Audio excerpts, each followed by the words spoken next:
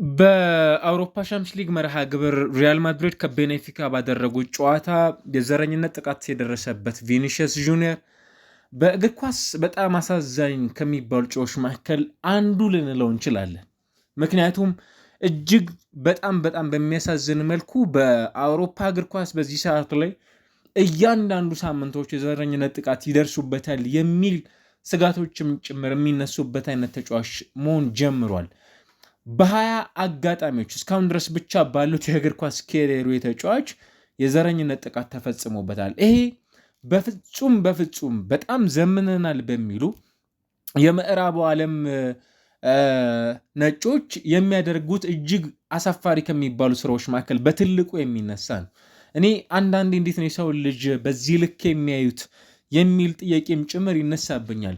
ምናልባት እነሱ የሆኑ አሁን ሪሊ ስለ ሰው ልጅ እኩልነት፣ ስለ ሰው ልጅ ነፃነት፣ ስለ ሰው ልጅ ሀሳብን በሀሳብ የመግለጽ፣ ስለ ሰው ልጅ የፈለገውን ነገር የመከተል የሚል ሀሳቦችን እያነሱ የሚነግሩን እጅግ በጣም የሚያሳፈር ይመስላል። አንድ ተጫዋች እንዴት በቆዳ ቀለሙ በእያንዳንዱ ሳምንት ላይ ይሄ ጦጣነ ዝንጀሮነ እንዲነ ከኛ እኩል አይደለም የሚሉ ትችቶችንም ጭምር የሚያስተናግድ ተጫዋች ሆኖ በእያንዳንዱ ሳምንት እንዲህ አይነት ሀሳቦችን መመልከትና ማስተዋል እጅግ በጣም ልብ ይሰብራል። እጅግ በጣም ተቀባይነት ከሌላቸው ተግባራቶች ያለም ድርጊቶች መካከል በትልቁ የሚነሳ ነው። ምናልባት ሳይኖሬሲዝም ማለት የሚገባው ትክክለኛው ጊዜ ላይ የደረሰን ይመስለኛል። አይኖር ነው አሁን ብቻ አይደለም። ይህንን በተመለከተ ወደኋላ መለስ ብለን በእግር ኳስ ላይ እንዲህ ለሚነሱት ሀሳቦች በጣም ጽንፈኛ የሆኑ እጅግ በጣም ከሰው ልጅ ተራ የሆነ የአመለካከት የወረደ አይነት ልዩነት ያላቸውን ሰዎች ማንሳት በጣም አስፈላጊ ይመስላል እና ተጫዋቹ በተደጋጋሚ እንዲህ አይነት ጥቃቶችን ሲያስተናግድ ለምንድን ነው ዝም መባሉ አስፈላጊ ሆነ የሚሉ ጥያቄዎች በደንብ መነሳት የሚገባቸው ይመስላል። እጅግ በጣም በሚያስጠላ መልኩ የደረሱበት የሚገኙት ዘለፋዎች እኔ ሌላ ተጫዋች ቢያደርገው፣ ለምሳሌ ነጫጭ ተጫዋቾች ይህንን ቢያደርጉት ኖሩ ኢቨን ስሞችን ለምን ሜንሽን እናደርጋለን? እገሌ የሚባል ተጫዋች ብለን ከማለት በፊት ወይ ከማለታችን በፊት እንዲህ አይነት ጥያቄዎችን ለምንድን ነው ማንሳት የሚገባን? ለምንድን ነው ማስቆም ያልፈለጉት የሚሉ ጥያቄዎች መነሳት ያለበት ይመስላል። የአውሮፓ ሻምፒዮንስ ሊግ ብዙሃኑ የዓለማችን እግር ኳስ ቤተሰቦች ወይም ተከታታዮች የሚከታተሉት ነው። ለ10 ያህል ደቂቃዎች ጨዋታው እንዲዘገይ ምክንያት ሆኗል በዚህ የዘረኝነት ጥቃት ምክንያት እና ይሄ የ25 ዓመት ተጫዋች በጣም በሚያሳዝን መልኩ በእያንዳንዱ ጨዋታዎች ላይ በስፔን ላሊጋ መርሃ ግብሮች ላይ እንዲህ ኢቨን ጋዜጦች ፊት እያለቀሰ ሀሳቡን እንዲያጋራም ጭምር እያደረገ ነው የሚገኘው። የቤኔፊካው ተጫዋች የሆነ አርጀንቲና የአማካይ ስፍራ ተጫዋች ጂያንሉካ ፕሬስቲያኒ ያደረገው በፍጹም ተቀባይነት የሌለው ነው እና እንዲሁም ወደ አርጀንቲና እየወጡ የሚገኙ መረጃዎች ዛሬ ባስነበቡት መረጃ መሰረት ምንድን ነው ሲል የነበረው አይኖ ቃል በቃል ወንድሜ ማለት ነው የሚል ሀሳባቸውን ነው ያጋሩት። ነገሩን ትራንስሌት ሲያደርጉት እሱ ያለው እንደዚህ ማለት ነው የፈለገው የሚል መልእክታቸውን ነው ሲያጋሩ የነበሩትና እንዲህ አይነት በጣም የሚያስጠላ አጋጣሚዎችን እየተመለከትን እንገኛለን። ምናልባት ጆዜ ሞሪኖ ከጨዋታው መጠናቀቅ በኋላ ለምሳሌ ቆንጆ ጎል እንዳስቆጠረ ነግሬዋለሁ፣ ነገር ግን ሪያክት ያደረገበት መንገድ፣ ዳንሱን ሰለብሬት ያደረገበት መንገድ ትክክል አይደለም የሚል ሀሳባቸውን አንስተዋል። እኔ ከዚህ ፍጹም ተቃራኒ ሀሳብ ነው ያለኝ።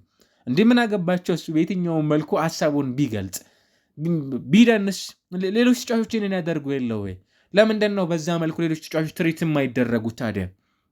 እና በፍጹም ተቀባይነት የሌላቸው የእግር ኳስ ኮሜንቶችንም ጭምር እየተመለከትንባቸው የሚገኙ ሳምንታትን እያሳለፈን እንገኛለን እና የእግር ኳስ ተመልካቾችም ጭምር ለዚህ ጉዳይ ከዚህ አሁን ላይ ሁሉም ተባብረው ይህንን ጉዳይ በስታዲዮ ዳሊዩዝ የተመለከትነውን ጉዳይ ለመቃወም አሊያም ደግሞ የሆነ ገደብ እስካልተበጀለት ድረስ ለተጫዋቾች በቆዳ ቀለማቸው ብቻ የደረሰባቸው በሚገኙት ቆይታዎቻቸው የእግር ኳስ ካሪየሮቻቸው ብሎም ቤተሰባቸውን ብሎም እነሱንም ጭምር እያሳነሰ የሚገኝ ብዙ የአእምሮ ነፃነትንም ጭምር የሚያሳጣ ብዙ የበታችነት ስሜት እንዲሰማቸውም ጭምር የሚያደርጉ ቅጽበቶችን እንድናይ እያደረገ ይመስላል።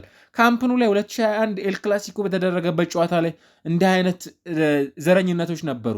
ማርች 2022 ከማዮርካ ደጋፊዎች ጋር ሞንኪ የሚሉ ድምፆችን ያሰሙበት የነበረውን ቆይታ ያስተዋልንበት ተጫዋች ነው።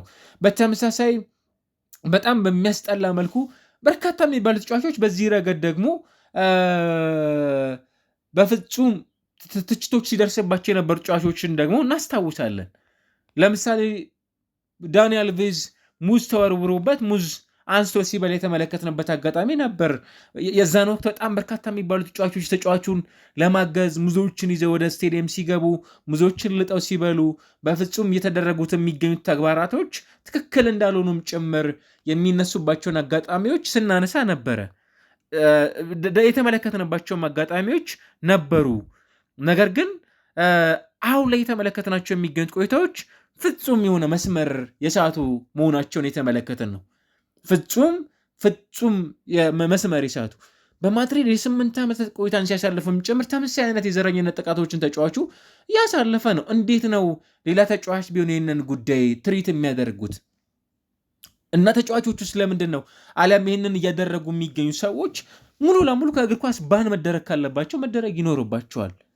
ሪሊ እነዚህ ሰዎች አውሮፓ ውስጥ እየኖሩ ያሉ ናቸው ወይ? እና ተጫዋችም ጭምር አርጀንቲናዊ ነው። አርጀንቲናውያን እኮ በጣም ብዙ ጥቋቁር ተጫዋቾችን እኮ እናነሳለን። በጣም ብዙ ስኬታማ የሆኑ ተጫዋቾች ይነሳሉ እና እዛ ውስጥ ተሰግስገው የሚገኙ ነገር ግን በጣም የሚደበር የተጫዋቾችን የቆዳ ቀለምን እያነሱም ጭምር ተጫዋቾችን ከሰው እኩል እንዳልሆኑም ጭምር ኖቲስ የሚያደርጉ እንቅስቃሴዎችን አሊያም ነገሮችን እየተመለከተን እንገኛለን እና በግሌ እጅግ በጣም የሚያሳዝን አልቢትሮች ለእነዚህ ተጫዋቾች የሚሰጡት ከለላም ጭምር ምን እንደሆነ ግራ በሚገባ መልኩ የተመለከትንባቸው የሚገኙ ቆይታዎች ተመልክተናል እና ለምሳሌ ይሄ ትሬንት አሌክዛንደር አርኖልድ ምን አለ ድርጊቱን በተመለከተ ማለት ነው። ኢቨን ኬሊያን ኤምባፔም ጭምር ወደ ቤርናቢው መጥቶ መጫወት የሌለበት ተጫዋች ነው ሲል መልእክቱን አጋርቷል። ከዛ ባለፈ ደግሞ በእግር ኳስ ከተመለከተናቸው በጣም መጥፎ ከሚባሉ ኢንሲደንቶች መካከል እንዳንዱ ደግሞ የሚገለጽ መሆኑንም ጭምር ደግሞ ይህ ተጫዋች ትሬንት አሌክዛንደር አርኖልድ ጉዳዩን ያነሳል።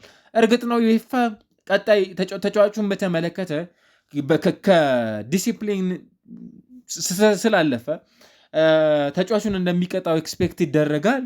ጉዳዩ ላይ ተጨማሪ ምርመራዎች ያከናውናሉ ተብሎም ጭምር ቢጠበቀው በጉዳዩ ላይ ከዛ ባለፈ የጨዋታው ዳኛ የነበሩት ፍራንኮስ ሌግዚየር በጨዋታው ላይ ምናልባትም የነበረውን ጉዳይ በተመለከተ በሳቸው በኩል ይልቁኑ ቢጫ ካርድ ነበር ያስመለከቱት ለተጫዋቹ።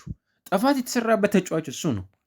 ነገር ግን ጥፋት ተሰርቶበት ተጫዋቹን ቢጫ ካርድ ሲያስመለክቱት ፍጹም ጤናማነት ነው ወይ የሚል ጉዳይ የሚነሳበት ነው። ለጆዜ ሞሪኒዮ በጣም ሪስፔክት ካላቸው ሰዎች መካከል እግር ኳስን በተለየ መነጽር እንድናይ ካደረጉን ሰዎች መካከል በትልቁ የምናነሳቸው ሰው ናቸው።